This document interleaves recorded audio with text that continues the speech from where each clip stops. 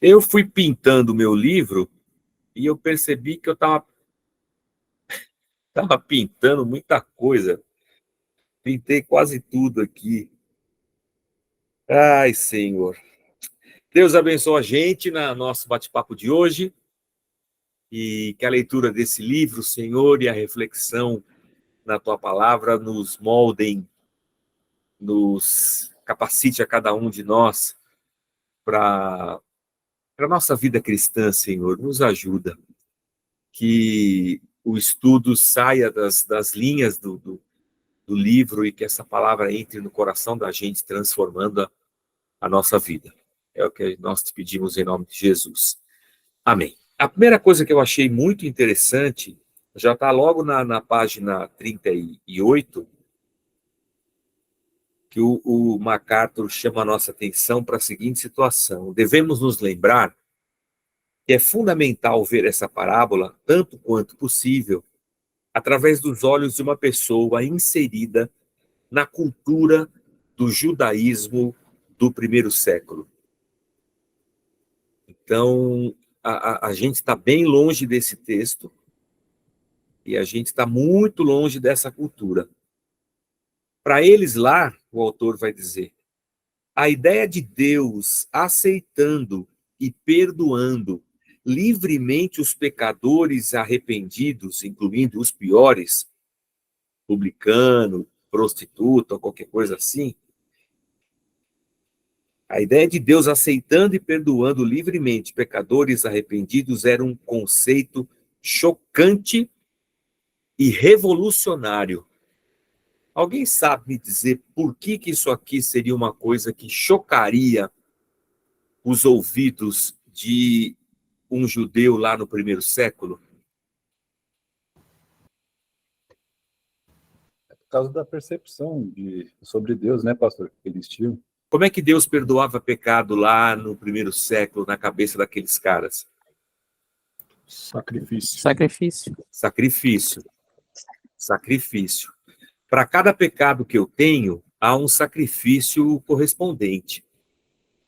Então, o pecado não é alguma coisa do que eu me livre assim facilmente.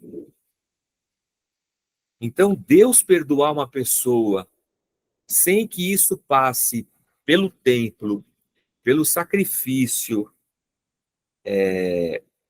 pela oferta dessa pessoa, é uma coisa que não está no radar deles lá.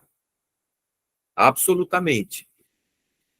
Para eles, perdão de pecado é a lei, vai dizer qual é o animal a ser sacrificado e também a questão de eu oferecer o animal. Mas não é só isso. Não é só isso.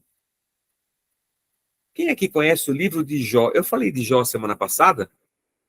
Falei. Então, eu vou ter que voltar em Jó, tá? Desculpa, amigos, eu vou ter que voltar em Jó.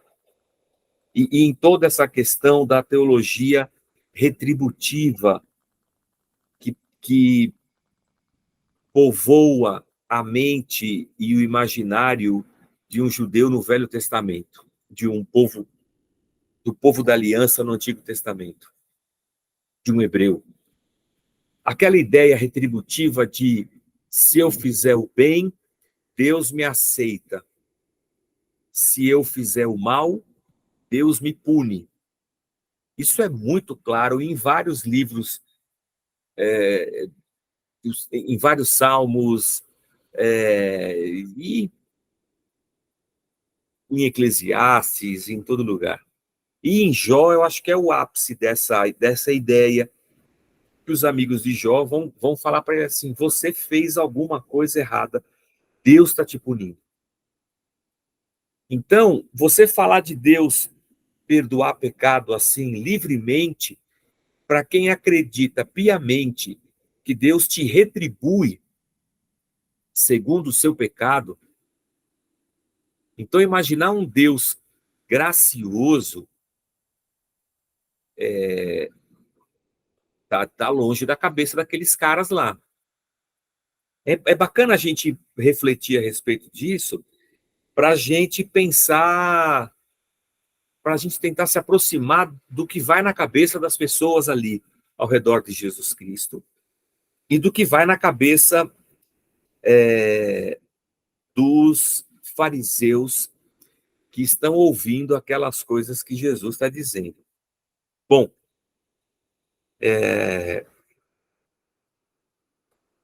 a ideia deles é: a gente tem que pagar o preço do nosso pecado. Deus vai pesar a mão sobre nós. Isso é muito claro. Assim, olha a história das 12 tribos.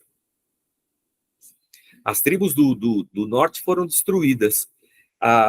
As do sul também. Então, essa ação punitiva de Deus e essa coisa que está na cabeça desses caras é muito grande. O autor vai dizer aqui, diferentemente dos nossos dias, né? Se lá naquela época o pecado era uma coisa muito... era uma coisa que produziria uma ação de Deus muito violenta, assim, punitiva, hoje em dia as pessoas se preocupam muito pouco com o pecado, com santificação, com a perspectiva da redenção, ou do que significa a expiação do sangue de Cristo pelo nosso pecado. A gente pensa muito pouco sobre a ira de Deus sobre o pecado. O nosso Deus é pós-movimento hippie. Deus da nossa cultura é um Deus mais paz e amor, mais da bênção, da vitória, sabe? Então, se por um lado, lá no primeiro século, os caras tinham uma ideia de santidade assim extrema e de um sacrifício para se alcançar, hoje em dia a gente quase aboliu o pecado. E o MacArthur fala muito bem. E aí você olhar para essa situação e você imaginar que o perdão de pecados não está condicionado a alguma coisa que aqueles caras pudessem fazer, e que o perdão de pecados não era alguma coisa que viria por merecimento, por uma autojustificação, por uma oferta, por qualquer coisa assim, é um pensamento libertador, por exemplo, para um publicano, para uma prostituta, para um samaritano, um cara que reconhece em si a sua miséria e ouve a notícia de que Deus perdoa ele, independente do pecado que ele tenha cometido, somente mediante o arrependimento, que isso é libertador. Ao passo em que essa notícia, para um cara que passou a vida se sacrificando, cumprindo a lei nos mínimos detalhes, se impondo uma autojustificação, fazendo todas as festas, dando todas as ofertas, para esse cara, essa notícia é a pior coisa que existe. Esse Jesus está doido, isso não tem nada a ver. Então, a parábola, quando mostra para a gente o início do bate-papo lá em Lucas 15, né? Sobre Deus, sobre o... Deixa eu arrumar aqui as ideias na minha cabeça. Parábola do filho pródigo, com o pai perdoando o filho que volta, fazendo festa para o filho que voltou. De certa forma, isso é uma agressão para a religião do primeiro século. Uma agressão. Você acha que isso é muito diferente de hoje? Eu ia falar isso, porque na minha cabeça, num primeiro momento, quando eu tive contato com essa parábola, eu achei também injusta, a posição do pai, perdoando o filho completamente.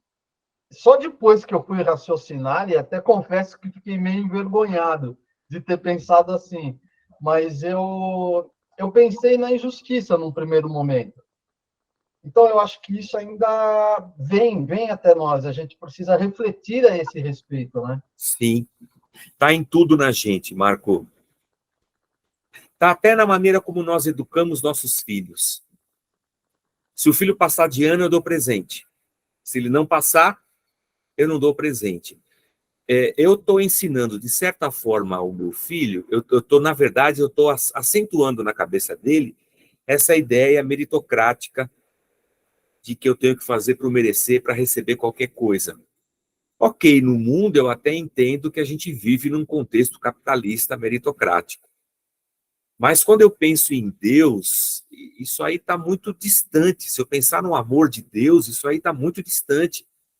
E se eu me colocar como um pai e pensar no meu amor pelos meus filhos, e eu vou conduzir a minha relação de amor com o meu filho, de dar um presente para ele ou não, em cima de um pensamento cultural capitalista meritório, cara, isso é muito esquisito, né? Mas isso é muito forte na cabeça da gente. A gente fala essa coisa da pessoa ter que merecer. Eu lembro que de onde eu vim, havia uma ideia assim, a pessoa é quase assim, o pobre tem que merecer a cesta básica, é quase isso aí. E tinha uma ideia assim, a gente tem que semear em terra boa, ou seja, eu vou dar uma ajuda para quem quer ser ajudado. Porque na nossa cabeça, a gente tem critérios de quem merece e quem não merece. Religiosamente, a gente tem isso muito, muito forte dentro da gente. A nossa cultura brasileira, e nós não podemos desprezar o fato de que nós crescemos e fomos formados dentro dessa cultura e ela está impregnada na gente. Essa questão do mérito é forte no catolicismo, no mundo evangélico pentecostal, no mundo evangélico tradicional. Esse negócio de merecer é forte. Então, a gente trabalhar com a ideia da graça é sempre uma agressão aos nossos ouvidos e aos nossos conceitos. Os fariseus se ressentiam profundamente disso aí, dessa gratuidade de Jesus, da amabilidade de Jesus frente aos pecadores e da alegria que Jesus tinha em recebê-los. Isso era uma agressão a um fariseu. E se você pensar que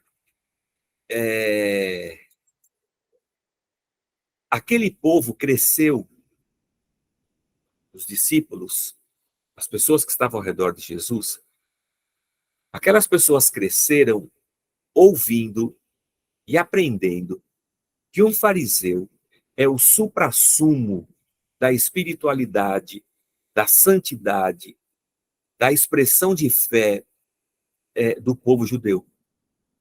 O fariseu é o topo da observação da lei. Se você perguntar para um judeu no primeiro século quem é o cara mais santo aqui, ele vai mostrar o fariseu. Ele não vai mostrar uma outra pessoa, porque os fariseus são o top do top do top. Então, quando Jesus bate no fariseu, você tem um ressentimento no fariseu, ao mesmo tempo que você tem na mente de quem está ao redor, o cara fala assim, mas a gente ouviu a vida inteira que fariseu é o cara mais santo, e Jesus vem agora e só bate nos fariseus. A gente cresceu aprendendo que a gente tem que ser punido pelo que a gente cometeu e a gente tem que fazer o sacrifício para receber o perdão. E agora qualquer um pode sentar assim do lado de um mestre e ouvir. Então há um ressentimento e há uma indignação por parte dos fariseus. É aquele sentimento assim, eu sou o verdadeiro Israel de Deus. Eu observo a lei nos mínimos detalhes. Eu tenho uma superioridade moral, espiritual, ou seja lá o que for. Esses dias eu vi um vídeo na internet, passou um rios lá, eu nem sei onde foi. Às vezes, vocês levam o celular no banheiro, não? Então, às vezes eu levo para ficar passando o dedo assim, vendo as coisas. E o pastor dizia assim: se eu sou um homem de Deus, se eu sou um homem de Deus, então daqui 3 dias ou Deus me leva ou Deus vai pesar a mão sobre você. Uma ideia assim de que eu sou um ser moralmente superior, né? Eu sou uma pessoa de uma santidade ilibada. E isso paira na mente do religioso hoje. Hoje, imagina lá no primeiro século. E Jesus, a gente estudou, acabou de ler o livro Diálogos de Jesus. Jesus é sempre muito mais bondoso e receptivo com o pecador do que com, com religioso, com fariseu. Em fariseu ele bate e em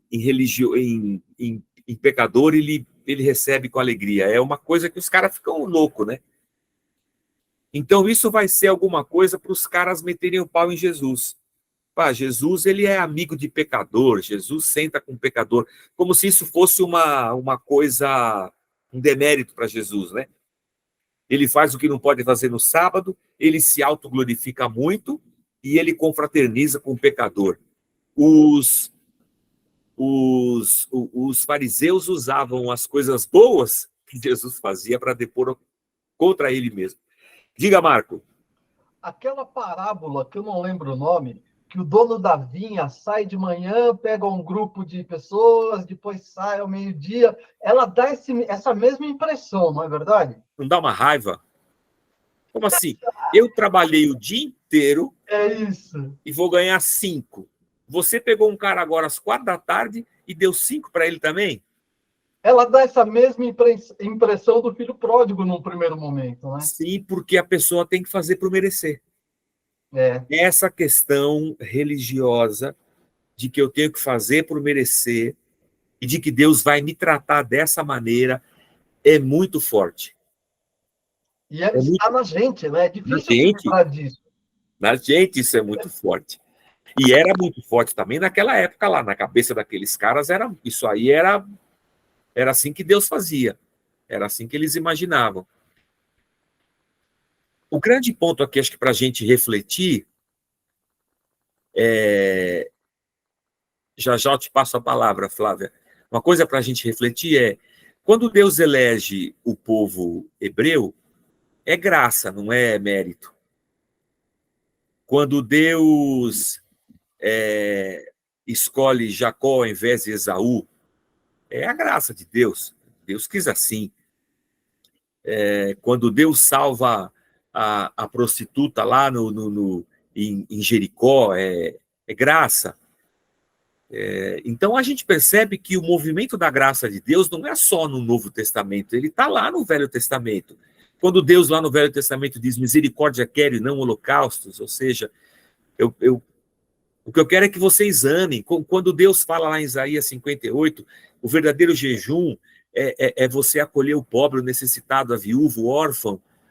Então há um movimento, é que as pessoas ao longo da sua jornada de fé, elas vão se apegando à lei de tal maneira que elas vão cada vez mais se aproximando da letra e se distanciando do espírito da lei. E se distanciando de Deus, que não é diferente hoje. A gente está extremamente apegado às nossas raízes culturais, às nossas raízes denominacionais, a essa cultura da meritocracia e da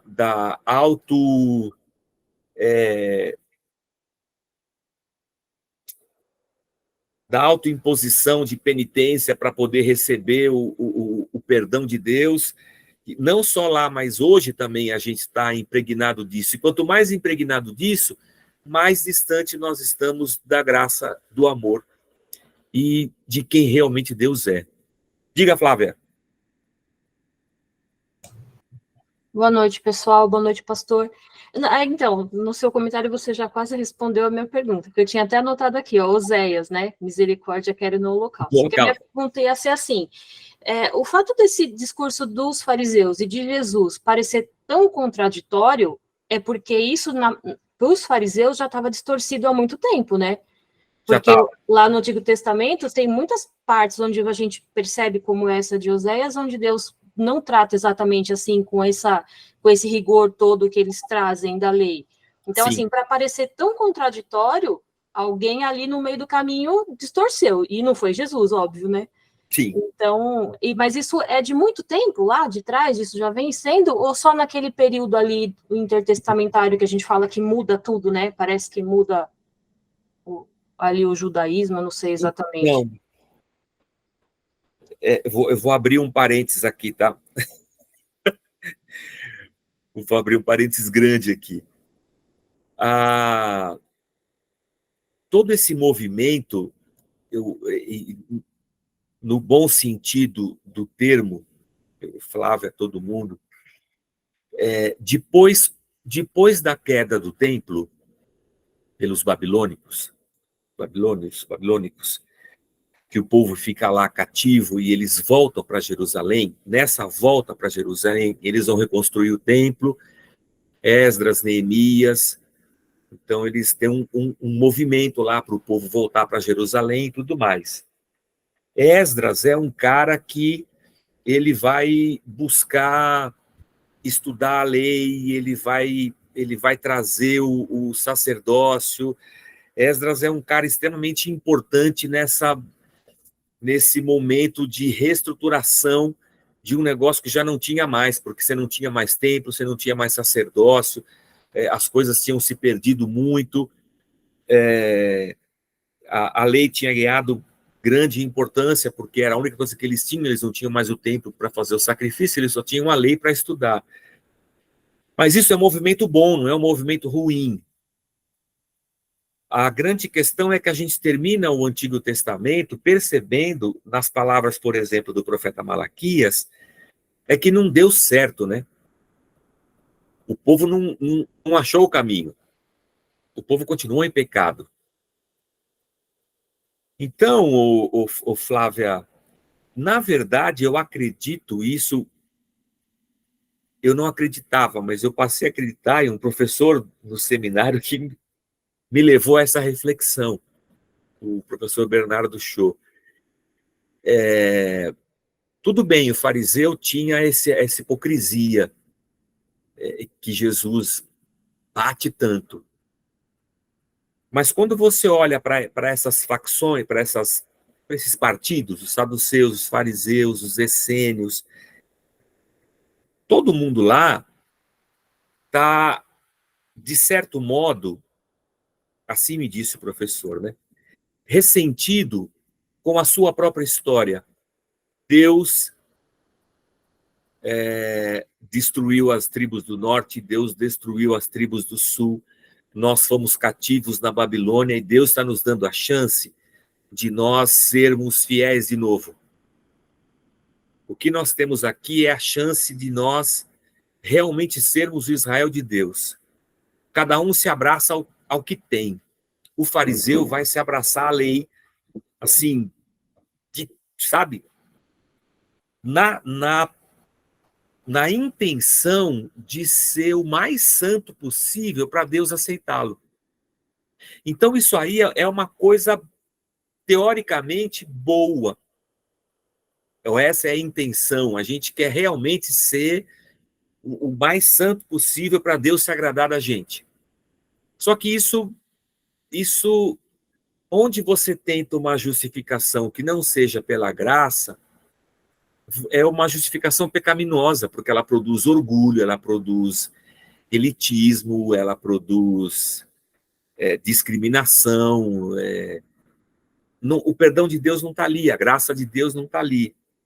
Então, a intenção é boa, o desenrolar é muito ruim. Eu digo isso porque a gente, quando olha para o texto, a gente critica os fariseus. E a gente fala assim, ainda bem que eu não sou assim. Mas o coração da gente é extremamente enganoso. Extremamente enganoso. E a qualquer momento, a gente pode estar achando que está agradando a Deus, a gente pode estar completamente distante de Deus.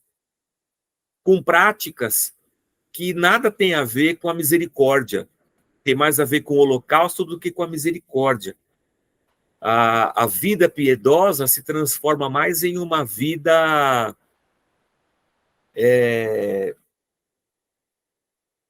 a palavra me fugiu completamente agora. Ativismo, um ativismo religioso. Pô, a gente já fez isso. Estou na igreja de segunda a segunda, tem célula, tem campanha, tem rede, tem não sei o quê, tem aquilo outro. Eu estou na igreja feito um louco, mas eu não tenho relação com Deus. E eu acho que a minha espiritualidade é medida nessas minhas práticas e nessa atividade insana que eu tenho com as coisas da igreja. Quer dizer, eu não estou distante desses fariseus, não. Eu estou muito próximo do jeito deles de ser. Kevin e Ivana levantaram a mão. Não sei quem levantou primeiro. O senhor disse uma coisa que eu achei bastante interessante sobre os irmãos bereanos, né? Os irmãos de Bereia, bereanos. Bereia, bereano. Isso. Que o senhor disse que ele tinha aquele costume de ler nas escrituras o que Paulo estava pregando, e lendo, eles não se tornavam judeus, se tornavam cristãos. Diferente de hoje em dia, que a gente lê e tem uma cultura e um conceito totalmente judaico, né? E não diferente igual dos fariseus, que hoje ainda é um sistema de barganha. Você tem que dar para ser perdoado, tem que entregar para ganhar. Eu não gosto da palavra barganha. Não gosta? Eu não gosto. Flávia, você veio de uma igreja neopentecostal? Sim. Lá de Nárnia.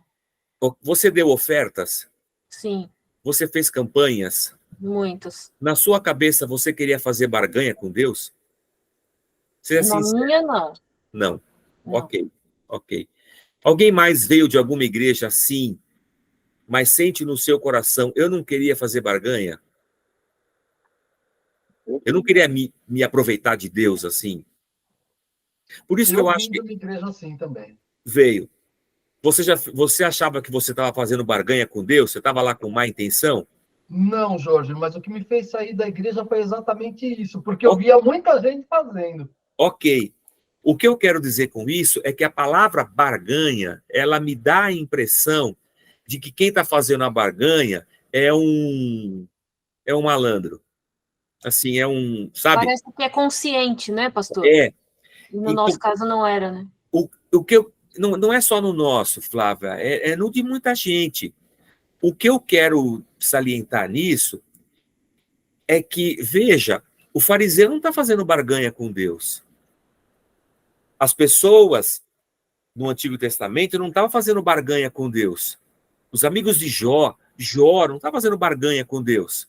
Porque, no fundo, a barganha ainda está ligada à meritocracia, né? Então, é que no fundo, Marco, a questão aqui é o eixo sobre o qual roda a minha ideia de Deus, de religião, de fé, de piedade, de santidade. Qual é o eixo? Se o eixo no qual roda a minha espiritualidade é o eixo do sacrifício, então eu sempre tenho que fazer alguma coisa, porque é assim que eu entendo a minha espiritualidade, a minha fé, a minha religião. É assim que eu sirvo a Deus. Porque a roda está girando sobre o eixo do sacrifício. Mas a graça... Se houvesse dívida, né? como se eu sempre tivesse em dívida. Eu sempre preciso me redimir de alguma coisa e vou fazendo coisas para tentar melhorar, para tentar fazer como se isso fizesse eu ter um upgrade na minha atitude e com isso me aproximar de Deus. E a hora que eu faço isso... Nós sempre estamos, né, Ivana? Eu começo a julgar. Essa eu acho que é uma coisa que os fariseus tinham e que nós temos muito quando a gente tenta ser certinho. Quando você começa a fazer e acha que você está fazendo bem feito e que vem nessa questão do mérito, você passa a julgar. Você olha para o outro com um olhar de julgamento. Porque você é melhor que o outro, né? Exatamente. E aí é zero misericórdia. Mas esse é o ponto. Qual é a lógica da minha fé? É o sacrifício? Então, não estou fazendo barganha com Deus. É que é assim que funciona, é assim que se agrada a Deus. Eu dou uma oferta grande porque Deus se agrada de uma oferta grande. Porque Deus se agrada do quê? De sacrifício. Agora, se a minha lógica é a graça, e não o sacrifício, eu entendo que o sacrifício já foi feito na cruz por Cristo. Então, eu não tenho que procurar agradar a Deus. Até porque eu não preciso agradar a Deus para me aproximar dele. Ele veio até mim quando eu ainda era um pecador. Ele se aproximou de mim. A minha religião gira em outro eixo. O meu jeito de ser, o meu jeito de pensar, de tratar os meus filhos, de olhar para as pessoas na igreja. Quando eu olho para as pessoas na igreja, eu penso assim, a mesma graça que me alcançou, alcançou elas. E eu só estou aqui pela misericórdia de Deus. Assim como a pessoa de Nárnia, ela só está lá pela misericórdia de Deus. Nós dois, todo mundo está debaixo da misericórdia de Deus. Ninguém está fora. Quem está fora da misericórdia de Deus está morto. Então, é a minha, eu vou dizer, é a minha lógica religiosa, né? Como a minha mente funciona, como eu entendo o evangelho de Cristo. Por se apegar à lei como se a lei fosse a sua tábua de salvação, e Deus não deu a lei para salvação. Deus não deu a lei para salvação. A lei só era um fator regulador da vida e também um fator de confronto, porque a lei mostrava para a pessoa o quanto ela era pecadora e debaixo de qual condenação que ela estava. Ao se apegar à lei do jeito que eles se apegaram, a ideia é pela lei que nós seremos salvos. Se nós cumprirmos a lei assim fortemente, nós seremos salvos. E não é assim. Não era assim, não é assim, não é essa a intenção do texto, mas essa é a leitura. Então, a nossa lógica, a nossa fé, a nossa religião, o exercício da nossa religião, em tudo que a gente faz, deve girar sobre o eixo da graça, ao redor do eixo da graça de Deus. Eu uso um exemplo interessante, nesse caso aqui, a gente está fugindo um pouco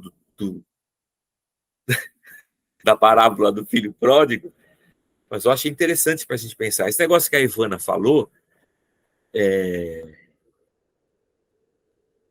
Ivana, eu penso assim, ó, o cara é um fariseu, ele cumpre a lei nos mínimos detalhes, ele é um orgulhoso, mas se você abordá-lo, ele vai dizer que não. Porque na cabeça dele, ele acha que ele não é. Eu vou dar um exemplo prático disso aí. Eu, quando entrei na igreja, eu sempre amei muito a igreja. Sempre amei muito a igreja, sempre amei muito a Deus. E sempre tive um desejo muito forte de servir a Deus. Mas quando eu entro na igreja, esse meu amor é percebido. Então, eu sou convidado a fazer o curso para ser diácono e fazer o curso para fazer cura interior. E eu percebo que o outro do meu lado não foi chamado. Então, eu percebo que, de certa forma, a minha disposição, o meu desejo e o fato de eu estar sempre aqui fez com que eu fosse notado e eu fui chamado para ser diácono. Isso continua firme, e forte dentro de mim. Pô, eu quero ser o melhor diácono, eu quero trabalhar, eu quero fazer o melhor, quero me dedicar, quero vir todo dia. Alguém diz assim, pô, esse cara é diferenciado, hein? Vou botar ele no curso para presbítero. Quando eu vou para o curso para presbítero, eu percebo que a minha dedicação como diácono fez eu galgar mais um degrau. Estou no curso para ser presbítero, me formo presbítero, sou ungido na igreja, sou presbítero. Aí eu vou ser o melhor presbítero. Corro num falto, venho, fato, blá, blá, blá, blá. Aí alguém fala assim, pô, esse cara vai ser pastor, hein? Aí me manda para o curso de pastor, eu sou pastor. Depois me manda para... Aí quando eu sou pastor, esse cara vai ser bispo, hein? Esse cara, ele percebeu que quanto mais ele se dedicar, mais ele vai receber. Quando você pergunta para ele, por que você é bispo? Ele vai dizer assim, porque eu fiz por merecer.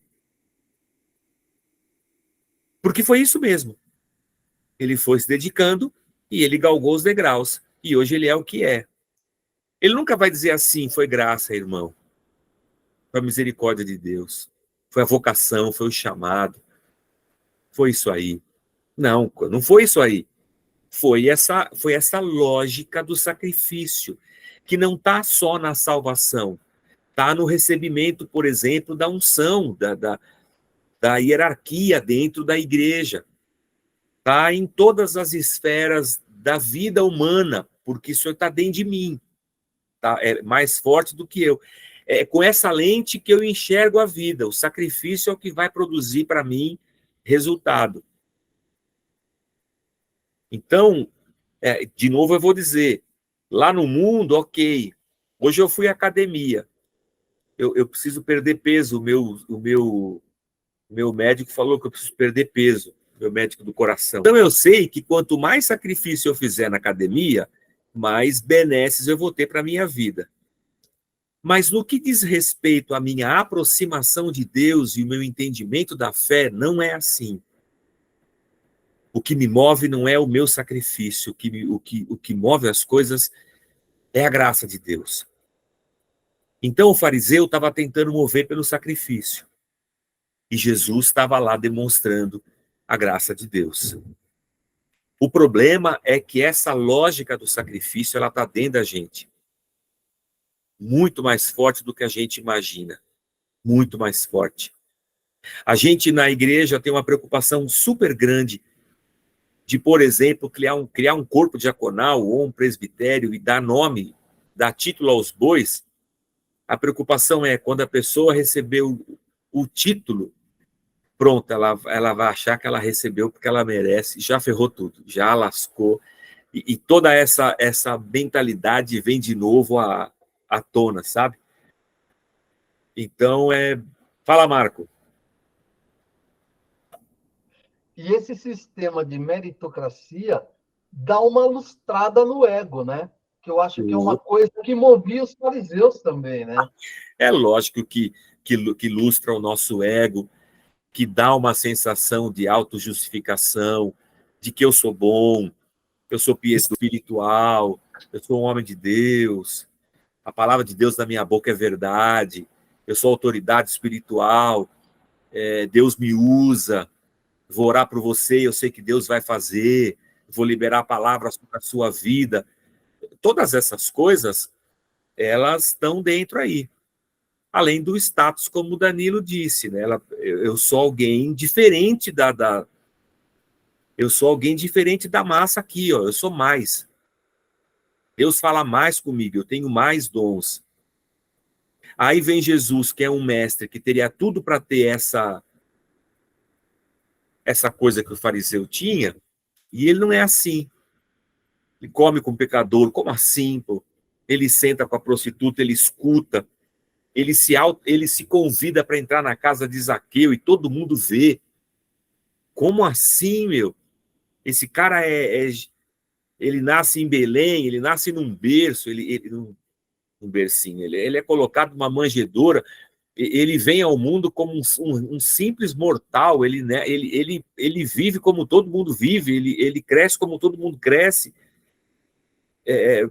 ele é gente do povo, como assim? Então, o caminho, a lógica do sacrifício produz em nós tudo que é ruim. A lógica da graça vai fazer com que eu identifique essas coisas ruins da minha vida, eu me coloque de joelhos em arrependimento, peça perdão a Deus e perceba que foi só pela graça mesmo, porque é o pecador que eu sou. Então, a nossa cabeça precisa funcionar com a graça do reino e não com o sacrifício da lei. A gente tem que ser movido pela gratidão, não pela necessidade de agradar a Deus. Até porque, que sacrifício eu poderia fazer para agradar a Deus maior do que o sacrifício que Cristo já fez na cruz por mim? R$1.000? 10.000? 50.000? Cara, não há sacrifício maior do que Cristo se propôs a fazer por nós. Então já foi feito. Se de alguma forma eu queria agradar a Deus, eu vou me colocar diante da cruz. É assim que eu vou agradar a Deus. Me cobrindo com o sangue, numa vida de arrependimento, de contrição. É assim que eu agrado a Deus, não é na lógica do sacrifício, né? Mas é errado pensar que nós podemos fazer as boas obras por gratidão por tudo que já foi feito. Sim, mas é por isso que eu tenho que fazer a boa obra. Eu não sei nem se eu posso falar isso, né? Mas os nossos amigos espíritas, a boa obra é a lógica do sacrifício. Eu faço boa obra porque é isso que Deus quer que eu faça, eu vou agradar a Deus. Fazendo uma boa obra, fazendo ação social e ajudando as pessoas, porque isso vai corroborar com a minha salvação. Quando eu chegar lá no céu e Deus for me julgar, ele vai olhar as minhas boas ações e vai me salvar. Essa é a lógica. É a lógica do Alto da Compadecida. Vou chegar lá diante de Jesus e de Maria, vou ser julgado e vou ser salvo pelas minhas obras. Por que a gente faz boa obra? Nós fazemos boa obra porque, por gratidão a Deus, porque isso é sinal da minha salvação no que diz respeito ao fruto do Espírito, bondade, misericórdia, mansidão. Isso aí a minha vida está mergulhada nessas coisas, então eu vou fazer boa obra. Não é para ser salvo, é porque eu já fui salvo que eu vou fazer. É assim mesmo, essa é a perspectiva. Que nós e os espíritas fazemos as mesmas obras. Talvez eles até mais. A diferença é o motivo, é a motivação, talvez. Eu faço porque Deus me alcançou pela sua graça e me salvou. Eles fazem porque eles querem alcançar a salvação de Deus pelas suas boas ações. É uma ideia meio católica também. O catolicismo também tem essa perspectiva, às vezes, de que quando eu chegar lá no céu, Deus vai julgar e vai ver se eu fui bom ou não. E tudo. Quando você fala se alguém vai para o céu, ele vai dizer, eu não sou uma pessoa ruim. Essa ideia de que eu vou ser julgado pelas minhas obras, essa lógica do sacrifício, ela tá aí. Mais forte do que a gente imagina. Eu falei que se as obras justificassem a salvação, anularia o sacrifício de Jesus. Anularia o sacrifício. Não seria 100% perfeito. E não só isso, né? A minha salvação estaria dependendo parte de Cristo e parte de mim. O que a gente vai chamar de sinergia, né? Eu ajudo Deus a me salvar. Deus puxa de lá e eu empurro daqui. Isso percorreu o cristianismo por séculos e séculos, e até hoje o cristianismo católico. Porque lá em 300 e pouco, o Santo Agostinho foi o cara que falou que não é assim, um pouquinho eu, um pouquinho Deus. O Agostinho vai dizer assim, é Deus quem nos salva. A obra de Deus não é nossa. Ele que começa essa história aí. Porque na época dele tinha essa coisa, essa ideia de que eu também ajudo a salvar. Olha, não estou falando de fariseu nem nada, estou falando da igreja cristã. A igreja tinha essa ideia. O Agostinho briga fortemente contra isso, mas a igreja cristã não consegue se libertar dessa ideia, apesar de Agostinho. O Agostinho morre e a igreja cristã, que não é nem católica nem evangélica, é cristã, é a gente lá. A igreja cristã entra na Idade Média fazendo um cambalacho assim, nem lá nem cá. Ela não conseguiu se desvencilhar dessa ideia de que eu participo ativamente da minha salvação, cooperando com Deus com as minhas obras. Uma loucura, né? Os reformadores eram agostinianos. O Calvino, o Lutero, agostinianos nesse sentido aí. A gente vai chamar isso de monergismo. Tem um site bacana, monergismo.com, uma temática bem legal, protestante, interessante. Mas esse é assunto de outra aula.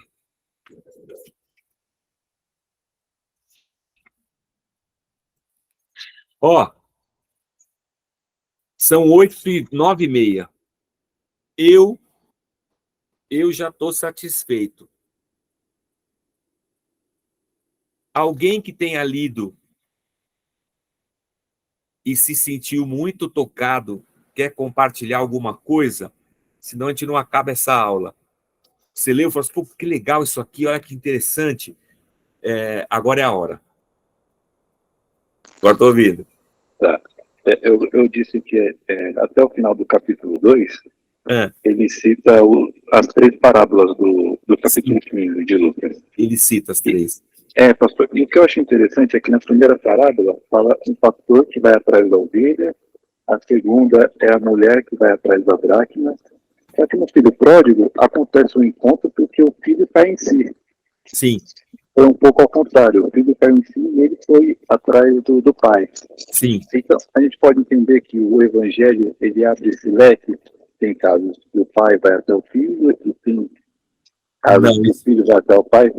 Isso aí está na página 51, ó. Várias distinções notáveis marcam essa parábola, página 51. Primeiro, é a única das 3, entre a ovelha perdida, a dracma perdida e o filho pródigo, a única das 3 onde a figura de Cristo não é mostrada ativamente procurando e buscando. O pastor busca a ovelha, a mulher busca a dracma perdida, mas o pai não busca o filho. A busca dele é fortemente sugerida pelo fato de que o pai viu o pródigo retornando, estando ainda muito longe. O pai estava esperando, né? Mas a perspectiva aqui é diferente. As 2 primeiras histórias enfatizam o papel de Cristo como aquele que busca, não aquele que encontra e se regozija. Mas a terceira história, que é a do filho pródigo, enxerga a conversão pela perspectiva do pecador. É como se o foco da história estivesse em outro lugar agora, né? O ponto de vista está em outro lugar. A perspectiva do pecador, enfatizando a rejeição, a ruína, o arrependimento e a recuperação do filho pródigo. Na verdade, essa é outra característica singular da parábola, né? É a única das 3 que ilustra o arrependimento do pecador, mas o faz com uma completude maravilhosa, oferecendo-nos talvez o melhor exemplo do Novo Testamento de como é o arrependimento verdadeiro. Se eu pensar, Kevin, como diz o MacArthur, que o pastor que vai buscar a ovelha é Jesus, a mulher que procura a dracma é Jesus, e o pai também é Jesus, e não Deus como a gente imagina, e o autor chama a nossa atenção para isso, são somente pontos de vista para se narrar a história. Porque o amor do pai tá, porque assim, se o pai é Cristo, Cristo veio, né? E todo aquele que se arrepender vai encontrá-lo. O pai não foi procurar o filho, mas lá onde o filho estava, o amor do pai estava lá. E o filho fala assim: se eu me arrepender, vou voltar para casa, meu pai vai me acolher. Então, ele estava lá, no arrependimento, na contrição. Então, ele vai chamar a nossa atenção que é assim que funciona o Novo Testamento, né? Jesus já veio, ele está procurando a gente. Ele está nos dando oportunidades. Ele está iluminando, ele está enviando a sua palavra, ele está mandando a igreja. Ele está aí. E o arrependimento é o caminho. Eu acho que as 3 parábolas, elas precisam ser olhadas juntas, porque elas vão dar essas diferentes perspectivas da ação de Deus. Deus veio até nós em Cristo. É a primeira e a segunda parábola. E Deus espera o nosso arrependimento. É o filho pródigo. Em todas elas, a alegria é a mesma. E essa é uma perspectiva maravilhosa também.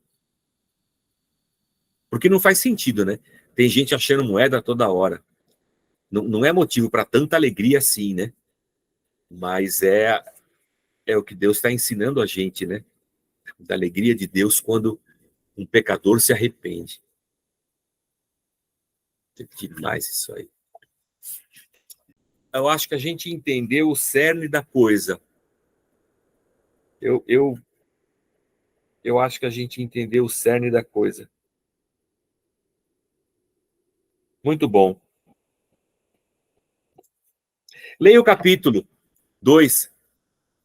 Leia de novo as páginas. A semana que vem nós vamos falar sobre o pródigo, que é a partir da página 59. O pedido vergonhoso do filho pródigo. Se você conseguir, leia esse capítulo 2 de novo, depois de tudo isso que a gente conversou aqui, e aí, se você conseguir, leia o capítulo 3, que vai ser o capítulo para a gente conversar. Na verdade, nossa, é assim, ó. Capítulo 3, capítulo 4 e capítulo 5 é a história do pródigo longe. Se você conseguir, vai da página 61 até são 40 páginas, é bastante. Vamos ver se vamos andando e a gente vê o que nós conseguimos. Mas vá fazendo a leitura e a semana que vem a gente vê o que dá. Mas estou gostando do livro, hein? Eu estou lendo com vocês, estou me surpreendendo juntamente com vocês. Muito bom o livro. Espero que a leitura te ajude também. Eu acho que as duas naturezas pesam dentro da gente. O pecador e o orgulhoso. A gente é um pouco pródigo e um pouco filho, o irmão mais velho, né? Deus tenha misericórdia de nós, pecadores. Gente, um abraço, durmam em paz. Aos que não jantaram, boa janta. Aos que já jantaram, escove os dentes, passe fio dental. E uma noite de sono abençoada para cada um de vocês.